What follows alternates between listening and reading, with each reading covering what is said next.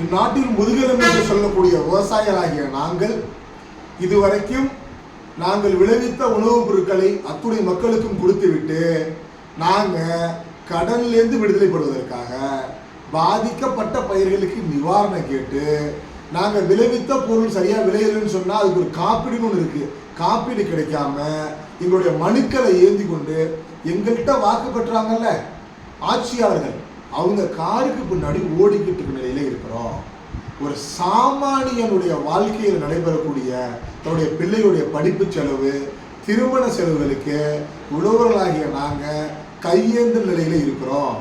இதற்கெல்லாம் காரணம் இன்னைக்கு நாங்கள் விளைவிக்கக்கூடிய நெல், கரும்பு, கோதுமையோட விலை அன்னைக்கு 50 ஆண்டுகளுக்கு முன்னாடி இருந்துச்சு இல்லையா, அத்தனை பொருளுக்கும் இணையா இருந்துச்சு இல்லையா, அது மாறி எங்களுடைய விளைவிக்கக்கூடிய உணவுப் பொருளோட விலை 10 விழுக்காடுல இருக்கு, அது அத்தனையும் 100 விழுக்காடுல இருக்கு. குறிப்பா சொல்லணும்னு சொன்னா நெல் அன்னைக்கு 100 ரூபாய் இருந்துச்சு, மற்ற பொருள் ஒரு பெட்ரோல் 100 ரூபாய் இருந்துச்சுன்னு சொன்னா அதே பெட்ரோல் இன்னைக்கு 1000 ரூபாயா மாறிட்டு நெல் 100 ரூபாயில இருக்கு. இப்படி இருக்கக்கூடிய சூழல்ல தினம் நாங்கள் தமிழ்நாட்டில் உள்ள அத்துணை விவசாயிகளும் கடனில் தவித்து கொண்டிருக்கிறோம். அது மட்டும் இல்லாம அரசு எங்களுக்கு ஒதுக்கக்கூடிய நிதி, அதுவும் தமிழ்நாட்டில் 46,000 கோடி தனி பட்ஜெட். இந்த பணம் எங்களுக்கு தானே வந்து சேரணும், விவசாயம் பண்றது விவசாயிகள் தானே.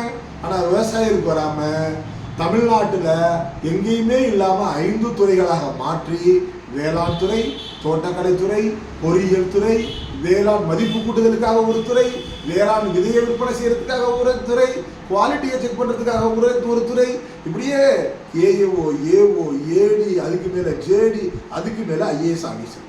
இந்த ஐஏஎஸ் ஆபீசர் மேல இருக்காங்க பாத்தீங்களா, நான் வேலை பார்க்கிறேன்னு சொல்றதுக்காக கீழே உள்ள ஆபீசர்களாம் தினமும் மீட்டிங் இது மாதிரி நடத்தி 46,000 கோடியோ 30,000 கோடியை ஒவ்வொரு ஆண்டும் விவசாயிகள் இருந்து கொண்டிருக்கிறோம்.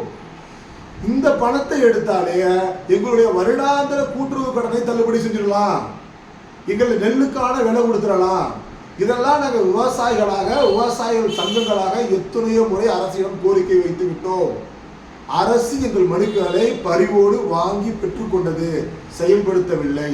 இந்த நிலையை மாற்ற வேண்டும், உழவனின் உரிமையை மீட்க வேண்டும், எங்களுக்கான தொகை எங்களுக்கே செலவு செய்ய வேணும்னு சொன்னா எங்களுடைய வாக்குகளை நாங்கள் யாருக்கு அளிக்க வேண்டும் என நிர்ணயம் செய்ய வேண்டும். அந்த நிலைக்கு இன்றைக்கு தள்ளப்பட்டுள்ளோம். அதனால உழவர்களாகிய எங்களை அரசியல் படுத்த உள்ளோம். உழவர்களாகிய தமிழ்நாட்டில் உள்ள அத்துணை உழவர்களையும் அரசியல் பாதைக்கு அழைத்து செல்ல உள்ளோம். ஒற்றை நோக்கம்தான், உழவர்களின் வாழ்வியல் நலன், கடன் இல்லாத உழவன், ஒரு குறைந்தபட்சத்தை லாபம் ஈட்டக்கூடிய உழவன். இதுதான் எங்களுடைய கட்சியுடைய கொள்கை, கோரிக்கை. இதற்காக தமிழ்நாடு விவசாயிகள் கட்சியை பதிவு செய்துள்ளோம். மா பிரகாஷ் நிறுவனர், தமிழ்நாடு விவசாயிகள் கட்சி.